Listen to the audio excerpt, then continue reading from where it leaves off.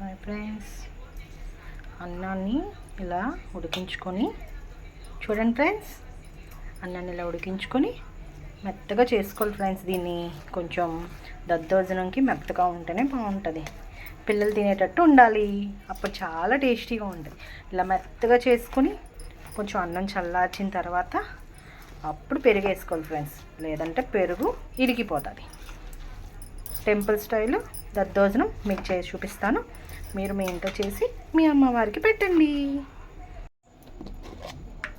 Friends. కొంచెం ఇందులో salt, curd వేసుకోవాలి ఫ్రెండ్స్. ఇంతకుముందు కొంచెం వేసాను ఫ్రెండ్స్ సాల్ట్. ఇలా కర్డ్ వేసుకున్న తర్వాత మొత్తం కలుపుకొని, కొంచెం రైస్లో ఎక్కువగా కర్డ్ వేసినా అంత టేస్ట్ రాదు సార్. కొంచెం ఈ రైస్లో వాటర్ వేసి కొంచెం గరిటతో స్మాష్ చేస్తే మెత్తగా అవుతుంది ఫ్రెండ్స్. ఇలా అయిన తర్వాత మనం క్వాంటిటీ కొంచెం అంటే ఇలా కొంచెం జారినట్టు, మరీ టైట్గా కాదు, మరీ లూజ్గా కాదు ఫ్రెండ్స్.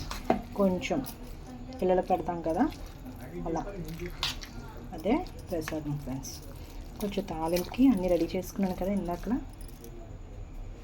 అంతే ఫ్రెండ్స్. ఇది కలుపుకున్న తర్వాత నేను తాలింపు వేస్తాను ఫ్రెండ్స్.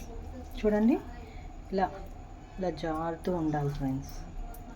ఇలా జారినట్టు ఉన్న తర్వాత ఇలా మొత్తం సాల్ట్, కర్డ్ రైస్కి పట్టేటట్టు కలుపుకున్న తర్వాత ఇప్పుడు మనం తాలింపు వేసుకోవాలి ఫ్రెండ్స్. కొంచెం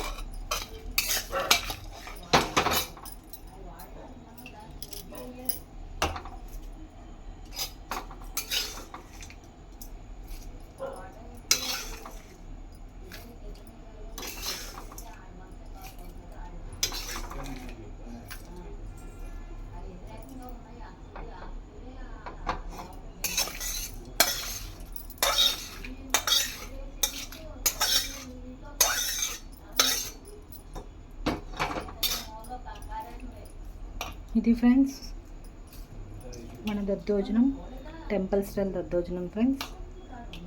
దీన్ని కలిపిన తర్వాత మళ్ళీ మీకు చూపిస్తాను ఫ్రెండ్స్. టెంపుల్ స్టైల్ దద్దోజనం రెడీ అయిపోయింది ఫ్రెండ్స్. చూడండి, గుప్త నవరాత్రుల్లో ఒకరోజు నేను అమ్మవారికి ఇలా చేశాను ఫ్రెండ్స్. Like, share, subscribe.